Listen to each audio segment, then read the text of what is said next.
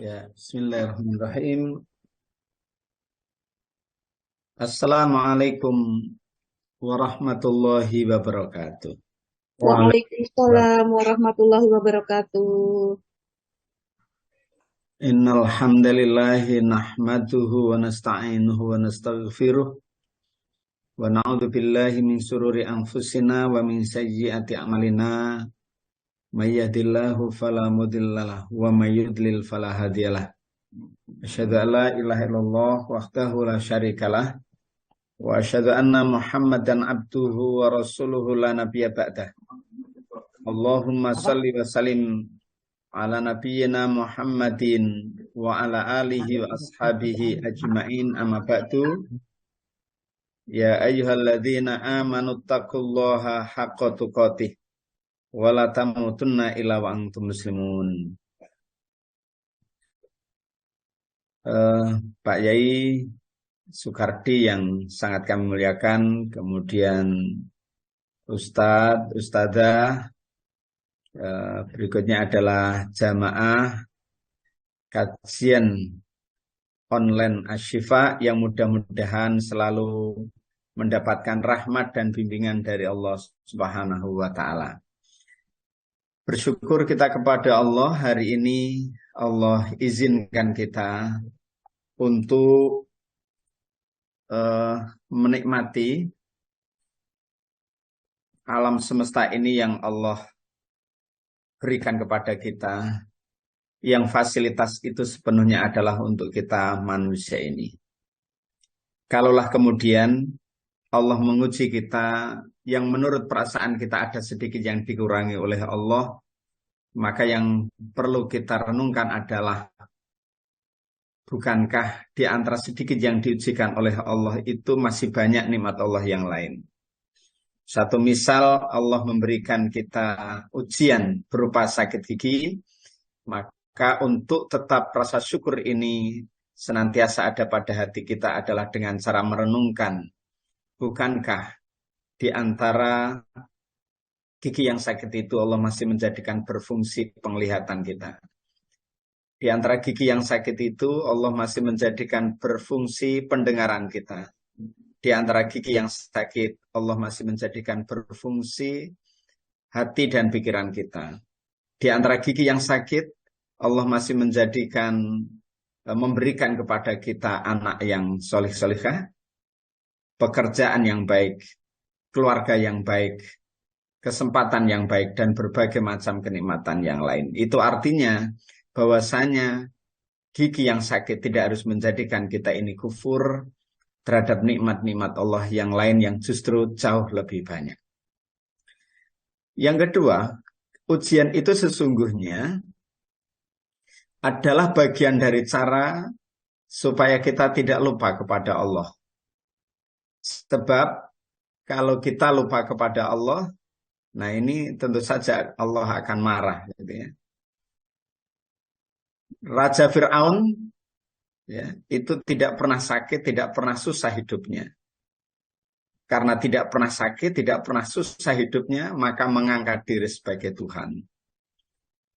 Kemudian Dqianus, ya, informasinya, yang saat itu memimpin sebuah kerajaan atau negara, ini periodenya Ashabul Kahfi itu, bahwa memimpin 30 tahun, semula adalah ya orang baik begitu, ya pemimpin yang baik, tapi lama-kelamaan karena tidak pernah sakit dan tidak pernah hidup susah, pada akhirnya mengangkat diri sebagai Tuhan yang menyebabkan enam pemuda yang sebelumnya menjadi penasihatnya. Ini salah satu referensinya ya, nanti mungkin bisa dikembangkan. Itu adalah pada akhirnya harus meninggalkannya dan lari supaya bisa menghindari dari penyembahan kepada Raja Dqianus itu. Nah, Bapak Ibu sekalian yang dirahmati Allah Subhanahu wa taala, jadi kita harus selalu menumbuhkan rasa syukur, itu termasuk rasa syukur kepada Allah terhadap anak-anak kita. Kita sebelum menikah meminta kepada Allah anak, lalu diberikan anak. Dan kita masih ingat betul di dalam surat At-Taghabun itu di dalam surat At-Taghabun itu Allah sebetulnya sudah memberikan informasi kepada kita bahwa anak yang kita inginkan itu adalah ujian dari Allah, ya, adalah musuh dari Allah. Artinya secara tidak langsung ketika kita meminta itu artinya kita sedang meminta musuh dan meminta ujian dari Allah. Musuh bisa bermakna musuh hakiki yang bisa menyebabkan orang tuanya menjadi kafir. Bisa juga kemudian musuh secara majazi yang bermakna adalah teman hidup yang membahagiakan dirinya. Tetapi baik itu musuh hakiki maupun musuh secara majazi, itu sesungguhnya maknanya adalah sebagai musuh. Tetapi di sisi yang lain itu juga ujian. Nah, oleh sebab itu, ujian-ujian ini tentu harus kita terima dengan sangat baik. Ujian itu harus kita terima dengan lapang dada, sembari menumbuhkan rasa sabar kita akan ujian-ujian dari Allah Subhanahu wa Ta'ala tersebut. Bapak Ibu, ini menyangkut tentang emosi. Rasulullah itu pernah ditanya oleh sahabat, ya, Ausini ya Rasulullah, tolong nasihati saya ya Rasulullah, supaya saya menjadi baik, supaya hidup saya ini lebih baik. Lalu Rasulullah SAW itu memberikan nasihat, qala la taghdab. Rasulullah SAW bersabda atau memberikan nasihat, jangan marah. Tsumma madza ya Rasulullah. Kemudian apalagi ya Rasulullah? Mungkin harapannya adalah nasihat yang lain gitu ya. Tetapi jawaban Rasulullah adalah qala la taghdab. Jangan marah. Tsumma madza ya Rasulullah? Harapannya mungkin juga ada jawaban yang lain untuk bisa menjadikan dirinya ini lebih baik. Tetapi lagi-lagi Rasulullah menjawabnya, la taghdab. Jangan marah. Sesuatu yang diulang itu berarti menunjukkan penting. Tetapi di sisi yang lain sekaligus juga bahwa tidak marah itu juga tidak mudah. Jadi menahan marah itu tidak mudah ternyata sekalian. Itu menunjukkan bahwa kalau sampai diulang 3 kali itu berat. Dan itu berlaku kepada siapapun, termasuk kita. Yang mungkin saya termasuk ada yang menyebutnya ustadz misalnya, ada yang menyebutnya. Tapi pada hakikatnya saya ini masih perlu banyak belajar begitu. Walaupun orang menyebut seperti itu, juga terkadang rasa marah itu muncul jika kemudian ekspektasi apa yang kita inginkan itu tidak terjadi. Bahkan termasuk kepada anak. Atau sesuatu yang terjadi pada kita itu tidak kita inginkan pada anak kita. Kita menginginkan begini tetapi terjadinya begini. Dan lain sebagainya. Maka saya pada akhirnya menyimpulkan, kenapa sampai ada berulang nasihat Rasulullah, la taghdab. Jangan marah. Ya, karena itu menunjukkan beratnya kira-kira untuk bisa menghindari marah itu. Tetapi di sisi yang lain, manusia itu adalah fitrahnya. Ya, manusia itu bukan malaikat. Ya. Manusia adalah manusia yang memiliki marah. Yang bisa marah. Tetapi bagi kita yang mampu mengendalikan marah, maka itu akan ada banyak kebaikan. Kebaikan pada orang yang tidak jadi kita marahi, lebih-lebih adalah kebaikan untuk diri kita jika kita mampu mengendalikan marah itu. Nah, sekarang apa faktor penyebab orang tua itu marah. Ya.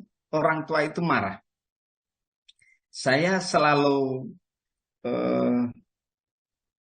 seringkali menyampaikan, satu sisi kita ini sebagai orang tua karena punya anak, dan kita sebagai orang tua itu juga bisa marah.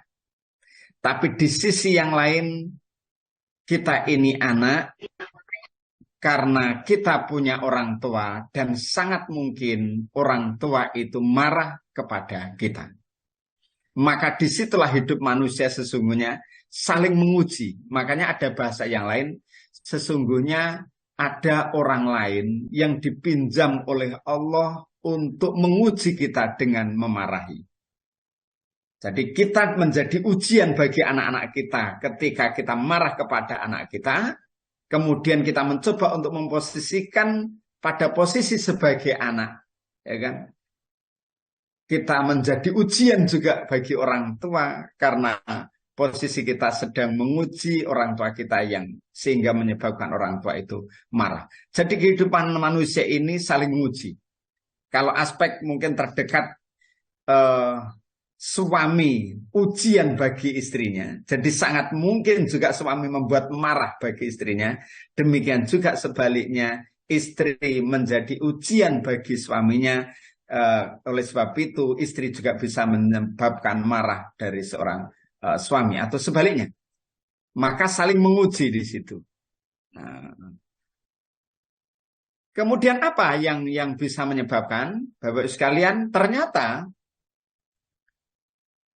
yang bisa menyebabkan orang tua emosi, tidak mampu mengendalikan marahnya, itu adalah rasa takut. Jadi rasa takut.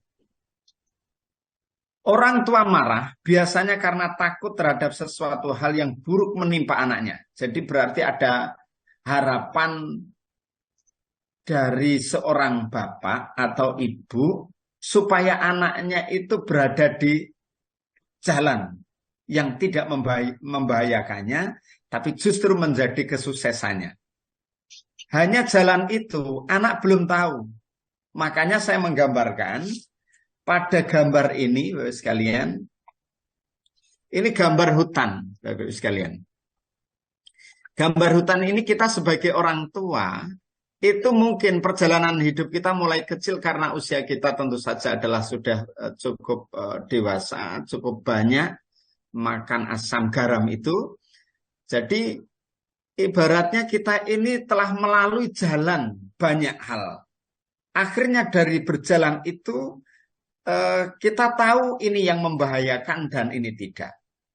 Sementara posisi anak itu belum jauh perjalanannya. Belum jauh perjalanannya sampai seusia kita ini. Sehingga apa yang terjadi? Anak juga akan melakukan perjalanan itu. Nah, posisi kita ini sudah tahu, nah ini yang membahayakan, ini yang tidak. Karena terjadi gap inilah anak yang tidak tahu akhirnya ingin mencari tahu. Orang tua yang pernah tahu lewat di situ akhirnya memberitahu. Tetapi namanya anak itu penasaran. Saya tidak tahu bahwa ini membahayakan ataukah tidak membahayakan. Karena memang belum pernah melalui jalur itu. Maka disitulah kemudian dibutuhkan sikap kompromi, sikap pemahaman yang baik. Dari seorang anak yang kemudian harus merenungkan, ayah saya kok meminta begini ya. Bolehlah kemudian menanyakan, Pak, kalau saya dilarang untuk ini, apakah pernah toh ada orang atau Bapak sendiri pernah mengalami lewat jalan ini sehingga ada sesuatu yang membahayakan? Boleh bertanya begitu. Namun ekspektasi dari orang tua itu melihat anak ini kok begini dan lain sebagainya, kok tidak sesuai dengan ekspektasinya, terburu mungkin marah lebih awal. Nah ini, anak mungkin melakukan itu karena ketidaktahuannya, orang tua marah itu terhadap apa yang dilakukan anaknya, itu karena bisa jadi pernah mengalami hal itu dan tidak ingin anaknya mengalami itu, makanya terjadi rasa takut itu akan menyebabkan orang tua itu marah atau tidak mampu mengendalikan emosi dari perilaku anak yang dinilainya atau dikhawatirkannya atau ditakutkannya dari seorang tua. Jadi anak siapapun orang tua kan ingin anaknya itu lebih sukses. Bahkan anak penjahat seorang penjahat saja itu tidak ingin ternyata anaknya ini mengikuti jejaknya. Jadi bayangkan. Jadi seorang penjahat saja itu tidak menginginkan anaknya itu menjadi penjahat juga. Jadi yaitu fitrahnya orang tua ya, kehidupannya menginginkan yang lebih baik dari orang tuanya. Nah, yang kedua, apa faktor penyebab orang itu marah atau tidak mampu mengendalikan emosinya? Ya. Selain dari rasa takut dan khawatir ya, terhadap anaknya, itu juga karena pengaruh stres. Ya. Kondisi yang sedang banyak dipikirkan atau stres berat juga bisa menyebabkan orang tua melampiaskan kekesalan kepada anak. Stres karena apa? Bisa stres karena pekerjaan, bisa stres karena pergaulan, bisa stres karena berbagai macam persoalan. Maka ya sebagai orang mukmin, ya saya punya keyakinan ketika kita menjalankan agama dengan baik, insya Allah stres itu kok rasa-rasanya jauh dari kita. Ya. Tapi bagi kita yang mungkin juga namanya iman itu kadang-kadang yazid, wayang kus, ya, kadang-kadang naik, kadang-kadang kurang, ya, terkadang juga muncul rasa stres. Dan rasa stres itu, pengaruh stres itu bisa menyebabkan marah terhadap anak bahkan. Nah, Bapak sekalian, sekarang apa pengaruh stres itu? Dan apa pengaruh yang kemudian rasa marah itu? Terlebih ada ungkapan-ungkapan. Ini yang kemudian kita mencoba untuk merenungkan, harus menunda pada akhirnya untuk ketika ingin marah itu. Marah terhadap siapapun bahkan. Marah terhadap siapapun. Lebih-lebih adalah kepada keluarga kita. Lebih-lebih kepada keluarga, mungkin lingkupnya adalah lingkup keluarga. Keluarga kecil kita di rumah masing-masing, keluarga di kantor kita, keluarga pada jamaah kita, itu semuanya adalah keluarga kita. Ya.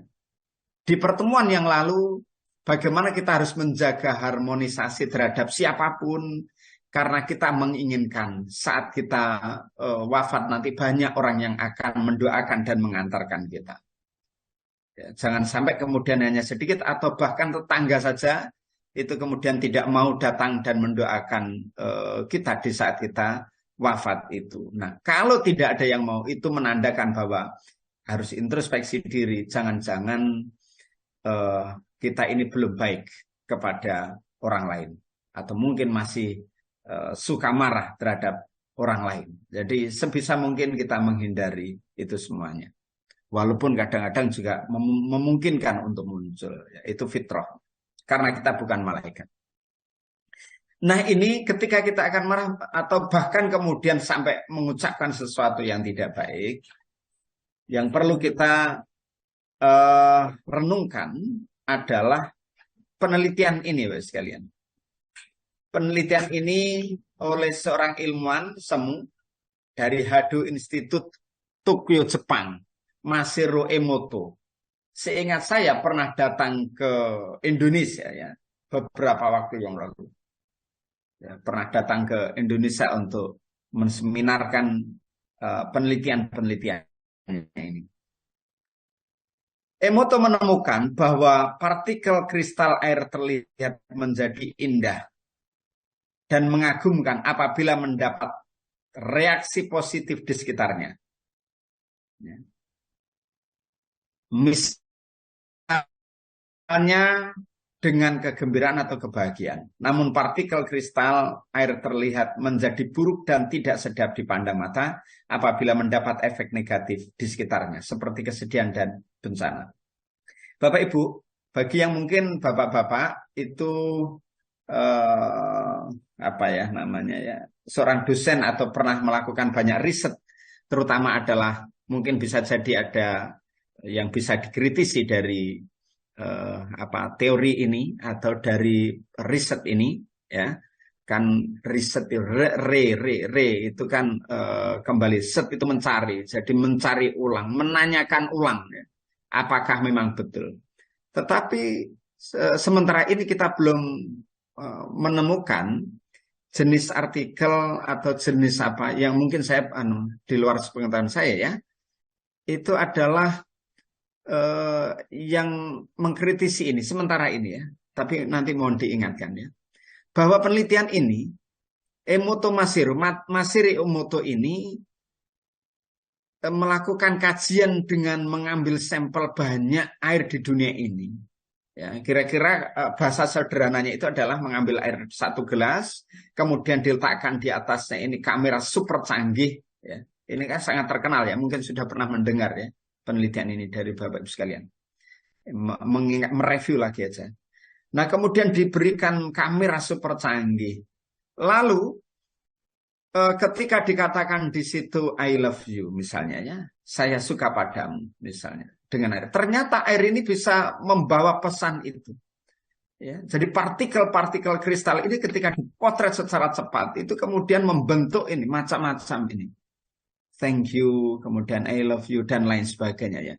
Nah, itu sebaliknya ternyata jika kemudian diberikan kata-kata yang tidak baik, ya, sugesti yang tidak baik, ya, atau perasaan yang tidak baik, itu ternyata juga rusak. Nah, ini adalah air yang kemudian secara khusus diambil dari berbagai macam air di dunia ini, kemudian dilakukan riset ini. Ternyata rata-rata bisa disimpulkan begini. Nah, yang perlu kita pahami adalah bahwa tubuh kita ini kira-kira 70%-nya itu adalah unsur air. Artinya ketika 70% itu unsur air, jangan-jangan ucapan-ucapan kita yang itu justru akan yang tidak baik itu justru akan membahayakan kepada kita. Selain juga kemudian akan membahayakan orang lain. Nah, ini makanya oleh sebab itu Bapak Ibu sekalian, kita mencoba untuk sebisa mungkin mengendalikan diri kita, termasuk ucapan-ucapan kita.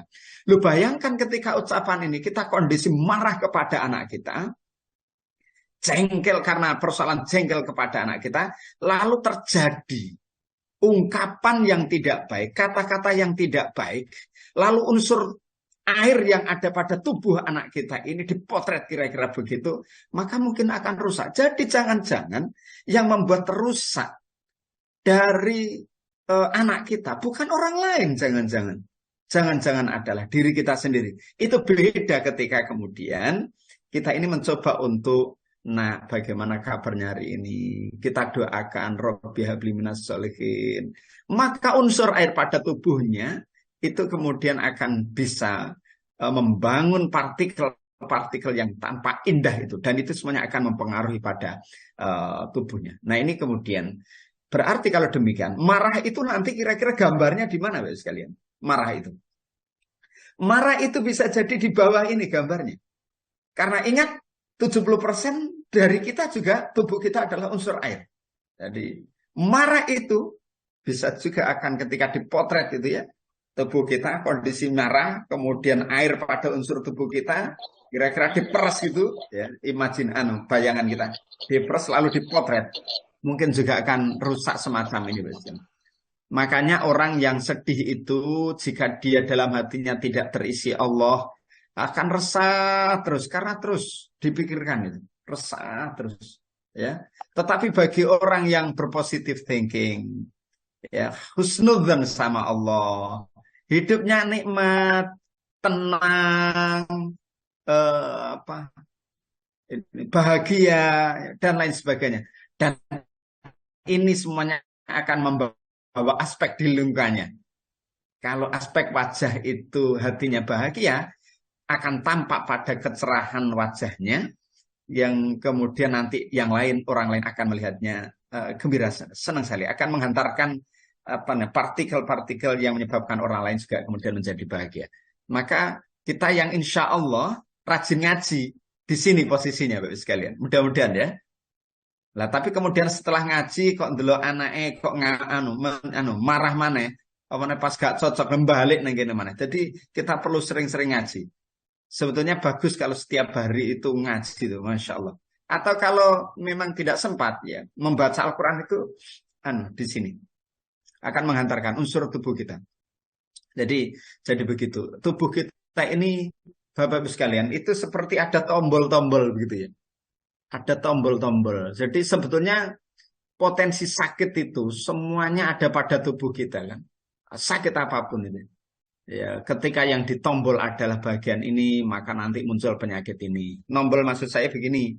Saya kemarin itu tidak terasa. Saya ini kan senang sekali kalau kacang koro itu sekalian. Tapi ini kemarin disarankan sama ponaan yang dokter itu.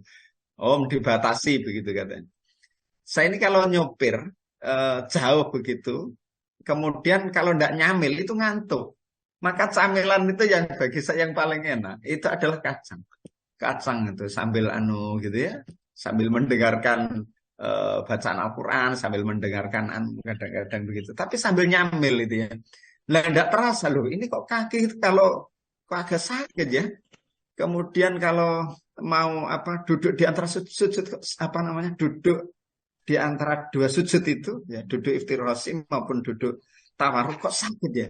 Saya konsultasikan, oh itu kena ini, Om, kena asam urat dan kolesterol tinggi itu harus dibatasi. Astagfirullahaladzim. Mas aku njaluk resep diberikan resep, alhamdulillah sehari kok sudah sembuh begitu ya. Artinya apa? Saya tanpa sadar, saya telah menombol bagian tubuh saya yang menyebabkan kolesterol itu kemudian tumbuh. Makanya di dalam agama kita kan jangan berlebih-lebihan gitu ya. Jangan berlebih-lebihan. Kalau pada konteks ini, kalaupun ingin marah jangan berlebihan. Kira-kira begitulah ya. Karena nanti akan memberikan tombol-tombol pada tubuh kita masing-masing ini. Mana yang kita tombol? Jika yang tombol itu adalah sesuatu yang baik ya, maka ya insya Allah nanti penuh kebaikan ya. Tapi sekali lagi jangan berlebihan. Ini saya kira mungkin Al-Quran secara spesifik itu tidak menyebutkan. Walau kemudian nanti ada ayat itu yang menyebutkan bahwa Allah akan mengabarkan berita-beritanya itu. Misalnya surat Al-Zalzalah itu ya. Bumi ini akan mengabarkan berita-beritanya. Jangankan bumi sekalian, bumi ini terdiri unsurnya 70% lebih konon katanya juga unsur air gitu. Ya nanti air-air itu akan menjadi saksi karena itu akan merekam apa yang dilakukan oleh kita semuanya. Jangankan itu, tubuh kita saja bisa merekam. Nah ini kan hasil rekaman itu dari ucapan kita kemudian direkam oleh unsur air pada tubuh kita, kemudian mengubah segalanya pada tubuh kita. Ya, makanya positive thinking, ya, kemudian juga husnudzan sama Allah ini akan menyebabkan kondisi kita semakin baik dan stabil. Tapi sebaliknya jika kemudian negatif ya begini jadinya. Bapak sekalian, maka kalau demikian apa yang perlu kita lakukan? Rasulullah mengingatkan kepada kita wal kadhiminal ghaidh, dan itu menjadi ciri orang yang bertakwa itu. Ya. Menyembunyikan marahnya. Memang kita tidak bisa hilang ya Bapak sekalian. Dulu kita pernah dipukul oleh Bapak. Misalnya saya. Dan itu masih ingat betul. Ketika saya itu waktu asar. Dulu saya ini mohon maaf Bapak sekalian. Mungkin saya merasakan sekarang ini. Andai kata saat itu saya merasakan posisi sebagai orang tua. Mungkin tidak akan pernah saya lakukan itu. Bapak itu kan di rumah, di kampung. Itu kan imam di masjid Bapak sekalian. Itu kan kalau anaknya yang masih kecil usia SD, waktu adzan asar, bahkan masuk maghrib kok belum pulang, masih bal-balan. Bal-balan, paham ya Bapak sekalian? Bal-balan itu main sepak bola itu ya. Kalau di kampung bal-balan. Sepak bola terus ya agak nakal gitu ya. Bukan agak nakal, memang nakal ya dulu ya. Kalau bapak-bapak Pak Yai di sini kan mungkin tidak ada yang nakal waktu kecil mungkin ya. Alhamdulillah gitu ya. Saya dulu pernah nakal. Nah, itu kalau sudah ndak pulang-pulang gitu, sudah disanggong dengan yang namanya sarung, itu diikat, itu dibundel, itu sudah begitu sudah. Nah kalau sudah jauh-jauh kelihatan begitu, mesti lari dan lewat jalur yang lain itu. Ya, mandi duluan langsung lari ke masjid itu. Lah dicari, mang dia wakmu. Nah, kemudian baru ketahuan. Itu kadang-kadang ya Allah, dulu itu merasa berdosa. Andai kata saya memahami kondisi itu, posisi apa ya, merasakan posisi sebagai orang tua, itu mungkin tidak akan pernah nakal itu ya. Tetapi itu memang akan dialami oleh siapapun. Dalam kondisi ketidaktahuan dari seorang anak karena belum pernah melewati jalan seperti kita jalan di hutan itu, maka ya ada kewajaran kadang-kadang untuk anak itu melakukan kesalahan, dan ada kewajaran juga, ada pemakluman juga jika orang tua itu kemudian marah. Tetapi ternyata marah juga tidak menyebabkan tidak menghadirkan hal yang baik. Makanya Rasulullah kemudian menyampaikan apa namanya, melalui Allah Subhanahu wa taala berfirman, wal kadhiminal ghaidh, ya, orang-orang yang menahan amarahnya, ya. Bahkan yang tadi di awal, ya, la taghdab, jangan marah, la taghdab, jangan marah, la taghdab, jangan marah. Sampai 3 kali itu menunjukkan bahwa memang berat untuk tidak marah itu. Tetapi jika kita mampu untuk mengendalikannya, insya Allah nanti akan menghasilkan hal yang baik. Insya Allah. Bapak sekalian, kalau bagaimana caranya supaya kita ini bisa mengelola emosi kita, supaya kalau marah kita ingat, kalau marah itu artinya maklum begitu ya. Ini saya lupa belum menghapus yang ini Bapak sekalian. Ya. Artinya ya ya harus dikelola ya emosi itu. Yang perlu kita pikirkan adalah kalau kita kemudian marah kepada anak, toh itu anak kita. Kalau sampai memukul juga nanti toh anak kita. Kalau terluka nanti juga anak kita. Ya, ya akhirnya mendem ya di dalam hati kita. Ya. Kalau mendem itu juga hati-hati Bapak sekalian. Nabi Yakub itu prediksi saya itu mendem ya, prediksi saja. Unsur kemanusiaannya kan Bapak Ibu sekalian. Unsur kemanusiaan kan selain Nabi dan Rasul itu juga unsur manusia. Ya sama dengan Rasulullah juga kan. Rasulullah itu di surat Al-Kahfi ayat terakhir itu 110 atau berapa itu, ana basyarum mislukum. Jadi saya itu manusia seperti kalian ya. Ya bisa ya namanya manusia ya apa bisa marah juga gitu ya. Bisa sedih, bisa bahagia, ya itu karena yang membedakan adalah aku diberikan wahyu oleh Allah, ya kira-kira begitu, ya itu yang membedakan. Tapi pada unsur kemanusiaannya itu ya seperti manusia, ya. Nah, jadi itu ya bisa marah, bisa senang, bisa gembira itu pada unsur manusia. Ayat ini juga sekaligus betapa Rasulullah itu punya sikap sangat apa ya namanya egaliter ya sekalian. Ya apa namanya menyetarakan ya.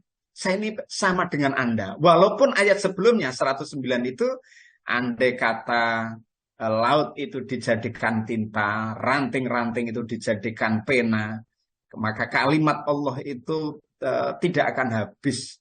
Ya, walaupun air laut itu habis gitu ya kira-kira ya, ditambah lagi dengan air apa namanya air laut lagi akan habis sebelum kalimat Allah itu habis. Saya membayangkan andai kata bayangan kita Rasulullah memiliki keluasan ilmu yang demikian luar biasa itu, tapi Rasulullah selalu menyampaikan ana basyar mislukum. Saya ini sama dengan kalian semuanya. Itu sikap egaliter, sikap rendah hati, dan lain sebagainya. Akhlak Rasulullah itu kan istimewa Bapak sekalian. Dan kita perlu mencontoh itu Bapak sekalian. Walaupun kita punya ilmu banyak, walaupun kita punya harta banyak, punya segalanya, ya kita perlu mencontoh Rasulullah. Ana basyar mislukum. Saya ini sama dengan kalian. Nah, cukup di situ, tidak usah ditambah saya diberikan wahyu, nanti kita mengangkat diri sebagai nabi gitu ya, nabi palsu ya. Jadi itu ya sekalian. Nah kemudian apa cara bijak mengelola emosi pada anak? Yang pertama adalah tentukan situasi saat kita marah sekalian. Harus menentukan situasi saat kita marah. Jadi jangan sedikit-sedikit marah. Ya, masalah sepele kemudian menjadi marah. Cari yang urgen-urgen saja kalau memang membutuhkan ketegasan itu. Ini. Seringkali saat kita marah kepada anak, masalahnya sebenarnya sepele. Maka tetapkan dulu batasan-batasan perilaku, mana yang perlu ditindak tegas dan mana yang masih bisa dibicarakan baik-baik. Ingat, tidak semua kenakalan anak harus direspon dengan cara memarahi atau menghukum anak. Dengan begitu, kita pun akan lebih tenang dalam menghadapi ulah si anak itu. Cara mengendalikan emosi pada anak yang pertama adalah pilihlah kesalahan anak yang penting-penting saja. Seperti jika ia bersikap buruk dengan orang lain, kemudian juga waktunya sholat, kemudian kok enggak sholat-sholat padahal sudah dipanggil, ya itu fitrah ya, ya tetap dianukan. Tetapi dengan ada cara di mana kita tidak perlu marah, tetapi pada akhirnya anak kita mau ikut kepada kita. Ya, apa itu? Nasihat terbaik adalah keteladanan kita. Jadi kalau kita menginginkan anak kita banyak membaca Al-Quran, maka kita baca Al-Quran. Ya. Kalau kita ingin anak kita rajin ke masjid, maka kita harus meneladani mereka, anak-anak kita itu untuk ke masjid. Ya, nanti lama-lama akan mengikuti. Bagaimana jika kita sudah ke masjid memberikan contoh dan lainnya, tetapi anak masih belum, ya tetap nasihat harus diberikan, bagaimanapun itu tugas kita. Ya. Kalau tetap tidak diberikan nasihat lagi.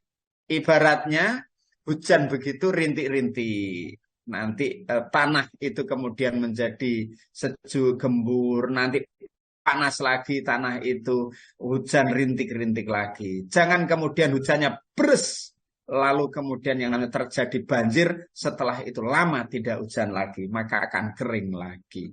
Jadi terus diberikan nasihat kecil-kecil. Dan memberikan nasihat itu harus sabar, Bapak-Ibu sekalian.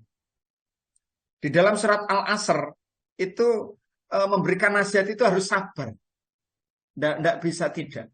Ya, harus bersabar. Makanya mohon maaf, Kiai Haji Ahmad Dahlan yang kemudian nanti itu muncul yang sekarang ini Islam berkemajuan ya.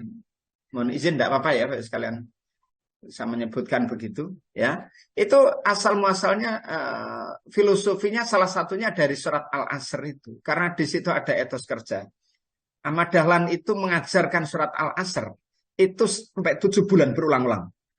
Pagi itu kepada bapak-bapak ya.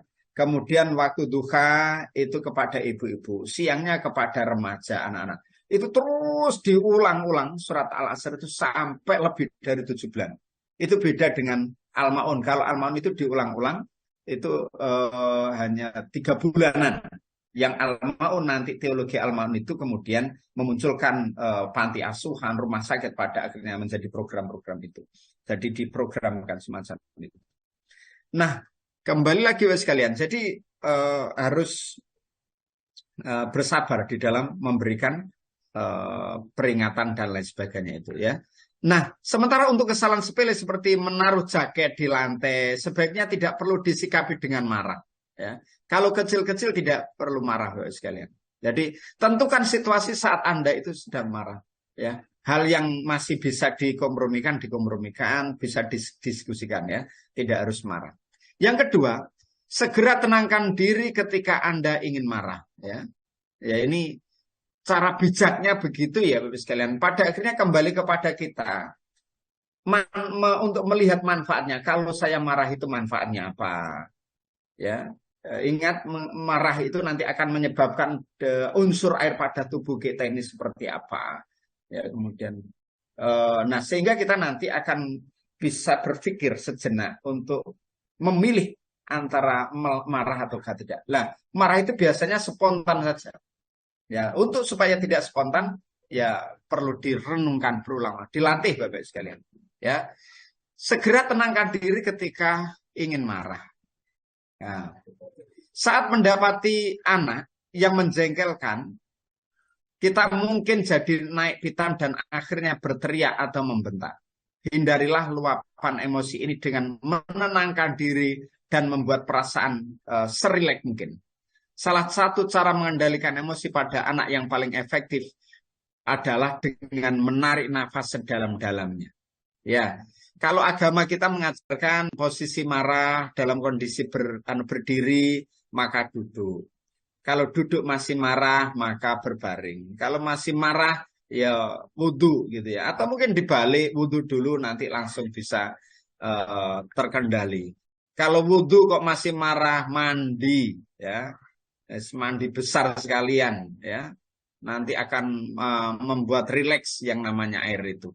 Tapi kan apa namanya, masak di kantor mau marah kemudian mandi dulu ya. Ini juga persoalan begitu ya. Jadi ya disesuaikannya. Intinya bahwa Rasulullah berpesan sampai 3 kali jangan marah, jangan marah, jangan marah. Itu menunjukkan bahwa Rasulullah melihat ketika marah itu nanti bahaya pada fisikmu, pada pikiranmu, perasaanmu, ya nanti akan menghancurkan hidupmu dan juga orang lain itu akan antipati kepadamu. Lat, ya.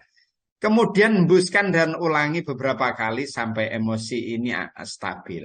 Yang kedua, kita bisa pergi menjauh dulu dari si kecil. Jadi menjauh dulu dari anak kita. Misalnya ke kamar. Jika sudah merasa lebih tenang, barulah mengajak anak berbicara dan memberikan arahan untuk tidak mengulangi perilakunya lagi secara tegas. Jadi makanya kadang-kadang benar itu mungkin ibu yang mungkin ya ada yang alami begitu, marah kepada anaknya atau kepada siapapun ya, lalu masuk kamar, jangan sampailah kemudian apa namanya, lalu menutup pintu itu asal saja berwak begitu ya, rontok semua ya, nanti kan juga yang rusak juga rumahnya sendiri ya, biasa saja ya. Ya ini perlu sekali lagi perlu dilatih Bapak sekalian. Nah, yang ketiga ya, jadi tentukan situasi saat ingin marah ya, pilih yang mungkin yang sangat darurat saja, tapi ya memang agak berat tapi perlu dilatih ya. Hal yang sepele tidak perlu ya. Kemudian tenangkan diri ya. Ya, dengan cara tarik nafas dan lain sebagainya tadi. Yang ketiga, hindari memukul Bapak sekalian. Hindari memukul ya. Kalau kita memukul Bapak Ibu sekalian, nah ini menurut jurnal of Psikopatologi ya, 8 dari 10 remaja menyatakan bahwa ia pernah dipukul atau ditampar oleh orang tuanya dan hal itu meninggalkan efek negatif. Ingat-ingat pernahkah memukul anaknya? Yang sering bapak apa ibu ya? Biasanya itu ya, yang sering memukul. Kalau bapak-bapak biasanya jarang ya, jarang. Ibu Ya. Pak Ustadz. Kalau ibu-ibu lebih jarang lagi ya. Nah, tapi kalau bapak suka, ya, ya. Jadi ya apa namanya? Ini jurnal ya Pak ya, yang menyimpulkan bahwa 8 anak dari 10 itu pernah dipukul oleh orang tuanya. Saya perlu mengingat-ingat juga ya, saya pernah memukul apa ya, Insya Allah. Ya ini Bapak sekalian anunya. Nah, yang perlu kita ketahui dalam teorinya itu, Bapak Ibu, ketika memukul kepada anak kita, lebih-lebih bagian kepala, itu akan menyebabkan kira-kira 3.000 sel saraf otak itu putus. Ya, ketika pukulan itu terjadi, maka 3.000 sel saraf otak itu akan putus. Kalau putus, nah ini mungkin anak sekarang gak bahaya, nah kan begitu ya. Nah, jadi memukul di situ makanya hati-hati jangan sampai memukul ya. Ya, jadi 3.000 sel saraf otak putus. Lah kalau sudah putus, sementara yang bisa menyebabkan cerdas itu ya jaringan-jaringan pada otak kita ini, jaringan neuron ini. Ya, nah untuk mengembalikan bagaimana kalau sudah terjadi, Bapak Ibu sekalian, ketika memukul itu, maka untuk mengembalikan cukup lama. Dan dengan cara apa? Bapak Ibu harus menyenangkan, menggembirakan, diajak jalan-jalan. Ya, walaupun itu nanti masih ingat pada akhirnya. Masih ingat. Tetapi setidaknya itu kemudian ketika anak sudah bahagia, ya, menjadi bahagia, itu nanti akan menyebabkan anak ini jaringan-jaringan otaknya akan nyambung kembali, ya. Tapi itu sekali pukulan. Lah kalau setiap hari kok mendapatkan pukulan, ya kita perlu mengingatkan jangan-jangan yang menjadikan tidak pinter anak kita itu bukan orang lain, ya. Jangan-jangan diri kita. Nah, oleh sebab itu hati-hati, pertimbangkan dengan baik-baik. Emosi boleh, ya, namanya manusia, tetapi kita mencoba untuk mengendalikan lebih-lebih, jangan sampai kemudian memukulnya yang akan membuat bagian otak anak kita ini kemudian hang. Pada akhirnya nanti kalau dia tidak pinter, siapa yang rugi, Pak? Ya, siapa yang kalau mereka kemudian tidak sukses? Siapa? Lah sementara kita semakin sepuh, anak kita nanti juga tidak berhasil, ya. Lah nanti kan malah sudah kita waktu dia kecil, saat kita muda sudah merasa susah, kemudian saat kita sudah sepuh, anak kita juga masih begitu, akhirnya juga menyusahkan. Nah, makanya ya kita harus memilih untuk memilih tidak sampai melakukan hal-hal semacam ini. Ini sekalian. Nah, kemudian hindari memukul. Yang keempat, ya, kendalikan cara bicara. Nah, ini cara bicara kita ini perlu kita kendalikan, Bapak sekalian. Semakin tenang berbicara, semakin mudah juga kita menenangkan perasaan dan menahan emosi. Sebaliknya, kata makian atau bentakan akan membuat amarah akan semakin naik. Jadi semakin besar suara kita ketika marah itu, ya semakin naik emosi kita.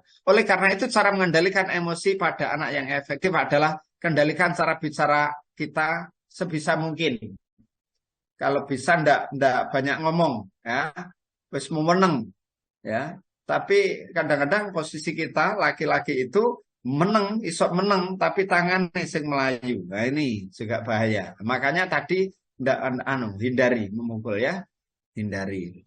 Semakin sering dilatih, ya, dengan cara menahan lisan kita, ya, maka kita bisa menguasai diri dan membuat anak mengerti bahwa perilaku kita salah, perilaku anak kita salah, ya.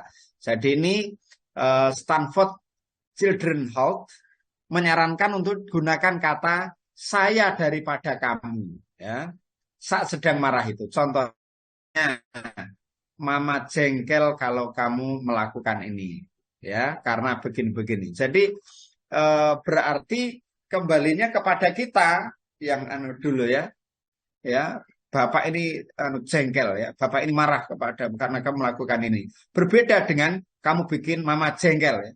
Kamu itu bikin ayah marah misalnya. Ya, jadi kembalikan ke kita dulu. Bapak tidak suka terhadap ini, ya, dan lain sebagainya, ya. Itu sekalian.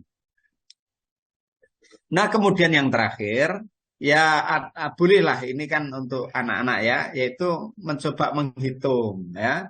Ayo kembalikan mainannya. Ini kalau masih punya cucu, saya hitung ya sampai 10, ya. Kalau nanti enggak, maka nanti besok tidak dapat izin lagi untuk bermain, ya. Menghitung itu akan mengelola emosi kita, menjeda pikiran kita untuk langsung plok marah, ya, atau langsung memukul, ya. Jadi ini, ya, maka yang paling penting adalah pengendalian emosi kita, ya, Bapak sekalian. Berpikir bahwa ketika emosi terkendali, maka akan selamatlah diri kita dan anak kita, ya. Demikian juga sebaliknya, Bapak-Ibu sekalian, kalau kondisi yang jengkel itu kita posisi sebagai anak terhadap orang tua kita, maka cari jalan bijak supaya tidak sampai marah kepada orang tua kita. Sekali lagi mengingat kita ini juga sebagai anak, ya kan? Tetapi di sisi lain juga sebagai orang tua. Saya pikir begitu Bapak sekalian, ya. Kita belajar untuk terus menahan marah kita, ya. Kalau misalnya sudah bisa menahan marah, tetapi masih ada yang jangket, masih tersembunyi, lebih baik lagi di dalam Al-Quran itu ada nasihat wal afina anin nas, ya. Maafkan kesalahan mereka, ya. Maafkan kesalahan mereka. Ya, kalau sudah memaafkan, perintahnya memaafkan, ya, bukan meminta maaf. Ketika sudah memaafkan, insya Allah semakin berkurang. Kalau masih sudah memaafkan tapi masih jangkep, misalnya masih ada, ya, misalnya, maka ya mohonkan ampun untuk mereka. Jadi mohonkan ampun untuk mereka. Nah ini, ya, mudah-mudahan, nah ini doanya begitu, maafkan dan tidak marahi, serta maafkan, mohonkan ampunan untuk mereka. Insya Allah dengan demikian hidup kita akan sehat, karena unsur air 70% kita itu juga penuh dengan hal yang positif, husnudzan sama Allah, ya. Makanya semakin kita memahami hakikat hidup bahwa manusia itu diuji oleh Allah dan manusia ini saling menguji atas izin Allah, ya kita memahami hakikat hidup pasti akan diuji, ya, supaya kita ini tidak jauh dari Allah, tapi justru malah semakin dekat kepada Allah, semakin tawaduk kepada Allah, semakin baik kepada orang lain, terutama juga terhadap anak dan keluarga kita semua. Demikian Bapak sekalian, mudah-mudahan ada guna dan manfaatnya. Billahi taufiq wal hidayah. Wassalamualaikum warahmatullahi wabarakatuh. Waalaikumsalam warahmatullahi wabarakatuh.